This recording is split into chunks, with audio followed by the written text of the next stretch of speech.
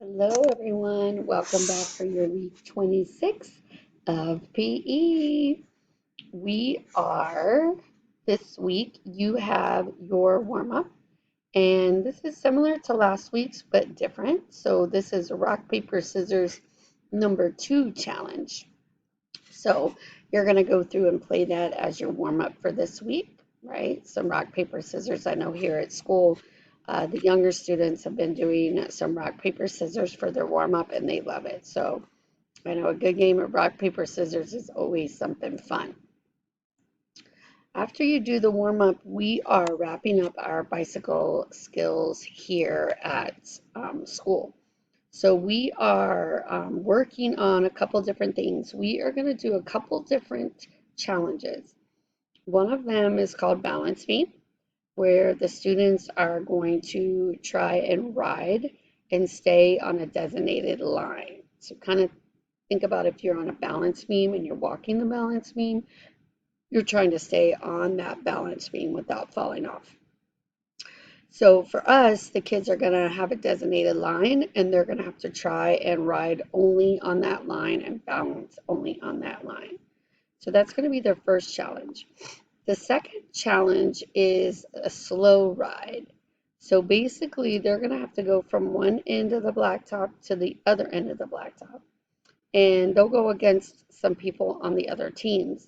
And the challenge is to ride your bike as slowly as possible as you can and get to the other side. However, your feet may not touch the ground. So you got to figure out just enough speed where you're going slow, but your feet don't touch the ground, right? Because if I'm going too slow, then I'm going to feel like I'm going to fall and my feet are going to touch the ground. If my feet touch the ground, I've got to start all over. So those are the two challenges they're going to work on. And then at the end, I'm going to allow them to free ride. If you've been with me and experienced this, the kids here have already been asking, are we going to free ride this year? Are we going to free ride? So after those two challenges, they will free ride. So they'll have a little bit of time to ride on the track and the basketball courts and just kind of ride around. And it's a great source of exercise. So before you do these two activities, if you have the chance to go out there and ride your bike and do the activities, the challenges, and some free riding around your neighborhood, I definitely would love for you to do that. But if you can't, nobody's home, safety, you're going to do it later, whatever the reason might be, that's perfectly fine as well. Just like in the past couple weeks, I've provided some other activities that you can do.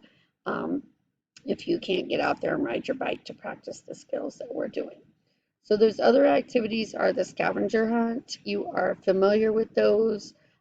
So you should be familiar with those. You go find these items, bring them back. So the directions are on there for you. So that's that one. And then the last one is how to draw a bike. So I figured we're working on bicycle safety. Um, so here you can learn how to draw a bike. So this will take you through the steps.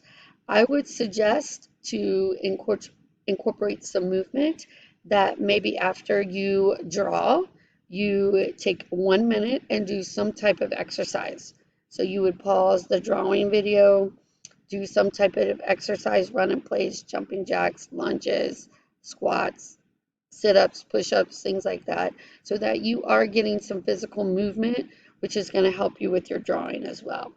So incorporate some physical activity into this learning how to draw a bike. Okay. So that is your activities for this week for PE. This is our last week with the bike. So next week we'll be on to something else. And then before you know it, spring break's going to be here. So I hope you have a great week with the activities I have provided for you. And I look forward to seeing you next week. Continue to stay healthy and safe and make great eating choices. See you next week. Have fun. Bye.